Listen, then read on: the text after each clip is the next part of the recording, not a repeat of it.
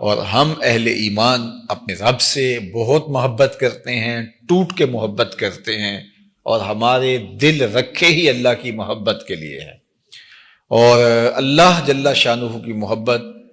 قلب کی زندگی ہے، قلب کی حیات حب الہی ہے، اور اگر اس کو یہ غذا نہ ملے تو یہ دل جو ہے یہ مر جاتا ہے اس چمڑے کے وجود کے اندر، اگر یہ اس کی اللہ کی محبت سے اس کی آبیاری نہ ہو۔ جس طرح کوئی بیج اگر زمین کے اندر آپ نہیں بوتے اور اس کو تھیلے کے اندر آپ نے رکھ دیا تو کچھ عرصہ تو وہ موجود رہے گا، لیکن ایک وقت کے بعد جو ہے وہ ختم ہو جائے گا۔ تو یہ بھی ایک بیج ہے دل، جس طرح اس بیج کے اندر وہ بیج آم کی گٹھلی ہے تو اس کے اندر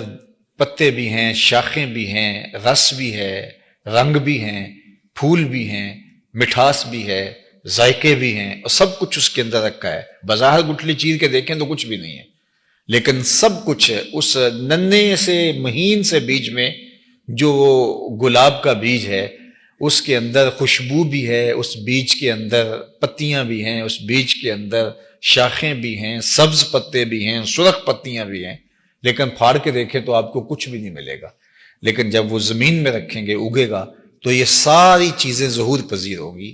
اس طرح اللہ تعالیٰ نے ہمارے سینے کے اندر جو ہے وہ جو دل رکھا ہے، یہ تخم ہے۔ اس کو اگر ہم آبیاری اس کی کرتے ہیں اور اللہ کی محبت کی کونپلیں اس سے پھوٹتی ہیں تو پھر اس کو برگ و بار نصیب ہوتا ہے، اس کو پھل نصیب ہوتا ہے، ورنہ یہ چمڑے کے تھیلے کے اندر پڑا پڑا ایک دن مر جاتا ہے۔ اب دیکھیے، ایمان بہت بڑی دولت ہے اور بہت قیمتی اثاثہ ہے، اور اس کا حظ نصیب ہونا یعنی اس کا پھل ملنے لگ جانا، اس کا ذائقہ، اس کی تراوت اور اس کے ثمرات نصیب ہونے لگ جانا، یہ بہت بڑی بات ہے۔ یعنی ایمان سینے میں موجود ہے، اور اس ایمان کی روشنی، اس ایمان کے ثمرے، اس ایمان کی خوشبو، اس ایمان کی لذات اور اس ایمان کے ثمرات نصیب ہونا شروع ہو جائیں، یہ بہت بڑی بات ہے، جس سے مومن تو ہواؤں میں اڑتا ہے، چرخ پہ جھولنے لگتا ہے، اس کے زمین پہ پاؤں نہیں لگتے، یہ جب اس کو محسوس ہوتا ہے کہ میرے ایمان کی کیفیت کیا ہے۔ جس طرح حضرت حارثہ حضور کی خدمت میں حاضر ہوئے تو فرمایا کیف اصبحت، بتاؤ تم نے صبح کس حال میں کی؟ تو انہوں نے کہا حضور میں نے حالت ایمان میں کی ہے۔ تو فرمایا ہر دعوے کی کوئی دلیل ہوتی ہے، تو تمہارا یہ دعویٰ کہ میں نے صبح حالت ایمان میں کی ہے، اس دعوے کی تمہارے پاس دلیل کیا ہے؟ تو حضرت حارثہ نے کہا کہ رأیت عرش ربی بارزاً، میں اللہ کے عرش کو یوں دیکھ رہا ہوں جس طرح دن چڑھا ہوا ہے، میری نظروں سے کچھ پوشیدہ نہیں۔ اللہ اکبر! تو یہ ان کی کیفیت تھی۔ تو پھر مومن جب ایمان کی لذات سے بہرہور ہوتا ہے، اس کی کیفیت سے مالا مال ہوتا ہے، اس ایمان کا ثمرہ اس کو ملتا ہے، اس کی لذات اور اس کی حلاوت جو حدیث میں بیان فرمائی گئی ہے اس کو نصیب ہوتی ہے، تو پھر تو وہ ایک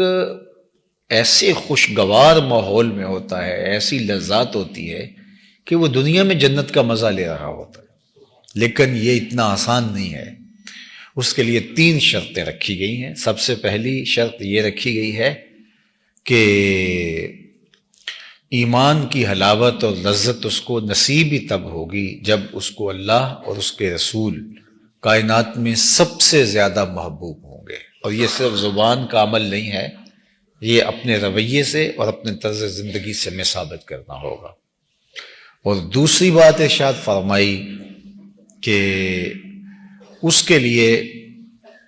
معیار جو ہے وہ اللہ اس کے رسول کی محبت ہو، وہ کسی سے بھی محبت کرتا ہو تو اس لیے کہ اللہ جل شانہ نے اس سے محبت کا حکم دیا، یہ رب سے نیڑے ہے، یہ رب سے قربت رکھتا ہے، اور شرعاً اس کی محبت میرے اوپر واجب، لازم، مسنون یا مستحب کی گئی ہے۔ اور تیسری چیز ارشاد فرمائی کہ ایمان اتنا قیمتی سرمایہ ہو اس کے لیے، اتنی متاع بے بہا ہو کہ اس کو 2 آپشن دیے جائیں کہ یا ایمان کو چھوڑ دے یا پھر اس جلتی ہوئی آگ کے اندر تجھے پکڑ کے ڈال دیا جائے گا، ان دو میں سے کس کو اختیار کرے گا؟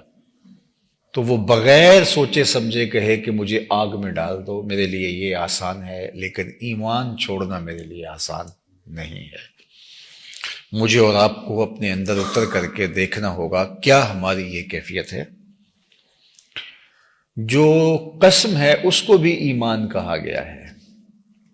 اور ہم تھوڑے سے پیسوں کے لیے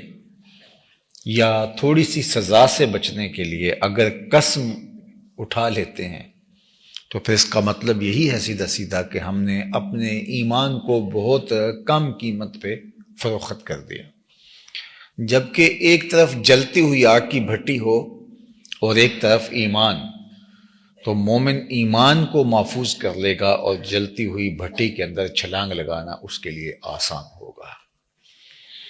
اور اگر یہ اس کی کیفیت ہو جائے تو پھر وہ ایمان کی حلاوت، ایمان کی لذت، اس کا حظ، اس کا لطف، اس کا ثمرہ،